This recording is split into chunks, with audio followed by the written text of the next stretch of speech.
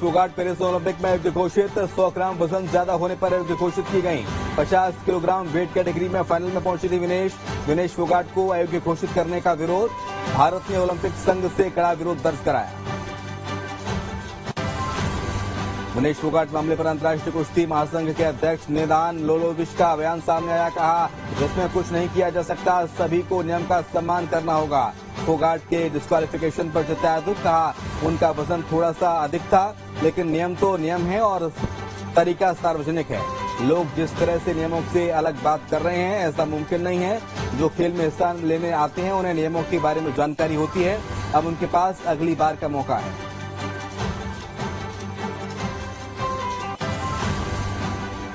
विनेश फोगाट का IOA आया साम बयान।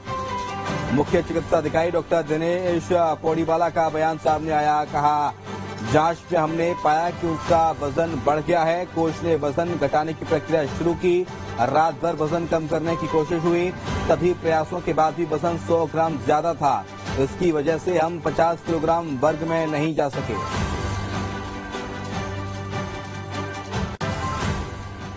Now Vinesh had 3 bouts and hence to prevent any dehydration, some amount of water had to be given.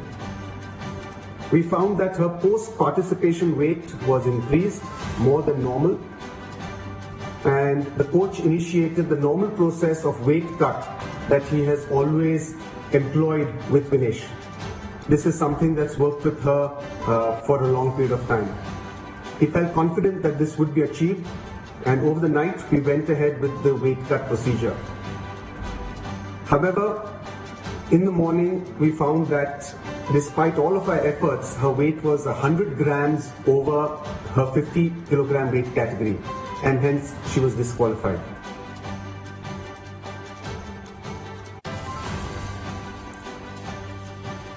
PT Usha की विनेश फोगाट से मुलाकात। ओलंपिक गांव पॉलिक्लिनिक में हुई मुलाकात। कहा, विनेश को IOA और सरकार का पूर्ण समर्थन। The IOA is taking every step to ensure that the morale of the contingent remain high. We are sure all Indians will stand with Vinesh and the entire Indian contingent.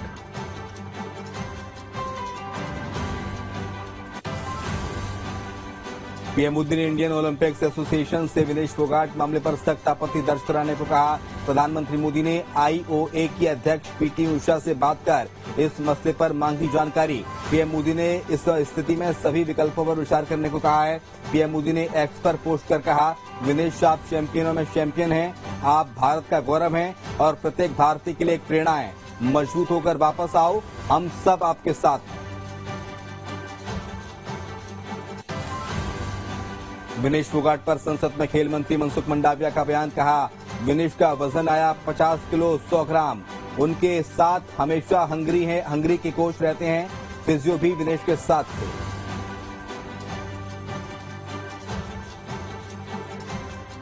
जहां तक उनकी तैयारी हेतु सहायता का प्रश्न है, भारत सरकार ने विनेश फोगाट की उनकी आवश्यकता के अनुसार हर संभव सहायता प्रदान की है। उनके लिए पर्सनल स्टाफ भी नियुक्त किए गए हैं जो अपने क्षेत्र के विशेषज्ञ हैं। उनके साथ हंगरी के विख्यात कोच ओलेर अखोस और फिजियो अश्विनी पाटिल हमेशा रहते हैं। इनको ओलंपिक के लिए इनके अतिरिक्त व्यक्तिगत सहायक स्टाफ जैसे विभिन्न sparring partners, strength of conditioning विशेषज्ञ के लिए वित्तीय सहायता प्रदान की गई, जिसका विवरण इस प्रकार है। ओलेर अखोस कोच के रूप में उसके साथ थे। वैन पैट्रिक लॉम्बार्ड स्ट्रेंथ और कंडीशनिंग विशेषज्ञ, अश्विनी जीवन पाटिल फिजियोथेरापिस्ट, मयंक सिंह गरिया स्ट्रेंथ और कंडीशनिंग विशेषज्ञ, शुभम और अरविंद स्पारिंग पार्टनर। इनको पेरिस ओलंपिक चक्र के लिए कुल 70,45,000। विनेश को घोषित किए जाने पर राहुल गांधी ने जताया दुख। कहा, उम्मीद है IOF चैलेंज कर देश की बेटी को न्याय दिलाएगा।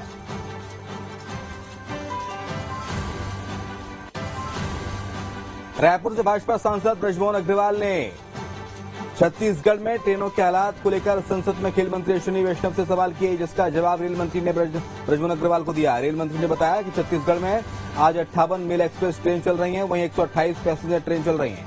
अश्विनी वैष्णव ने ये भी बताया कि छत्तीसगढ़ में अभी 37,000 करोड़ रुपए का रेलवे में निवेश है।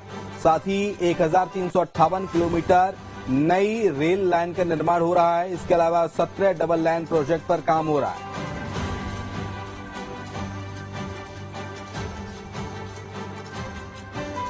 तीन साल पहले छत्तीसगढ़ से गुजरने वाली ट्रेन थी 56 मेल एक्सप्रेस और 121 पैसेंजर ट्रेन होती थी। आज 58 मेल एक्सप्रेस है और 128 पैसेंजर ट्रेन है।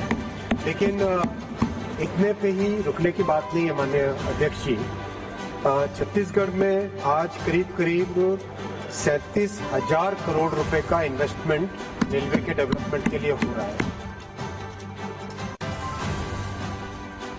मुख्यमंत्री डॉक्टर मोहन यादव बेंगलुरु के दौरे पर सीएम मोहन यादव ने बेंगलुरु में 2 दिन तक उद्योगपतियों से मुलाकात करेंगे, जिसमें मध्य प्रदेश में निवेश की संभावनाओं पर चर्चा की जाएगी। बता दें कि प्रदेश में निवेश को लेकर मोहन सरकार लगातार देश विदेश के निवेशकों से मुलाकात कर रही है। सीएम मोहन यादव बेंगलुरु पहुंचे और वहां पर तेजस के निर्माण स्थल पहुंचे। सीएम मोहन यादव ने बताया कि उन्हें बेंगलुरु आकर काफी अच्छा लगा। आज कर्नाटक बेंगलोर आकर बहुत अच्छा लगा और ज्यादा आनंद तब आया। यहाँ तेजस का अलग अलग प्रकार से हमारे देश का जो गौरव यशस्वी प्रधानमंत्री जहाँ स्वयं विजिट करके गए हैं और ये गौरवशाली क्षण है जो स्वदेशी एयरक्राफ्ट के माध्यम से हम दुनिया में अपना एक अलग धाक बनाने में सफल हुए। मेरी अपनी ओर से इस संस्थान से जुड़े सभी मित्रों को बधाई।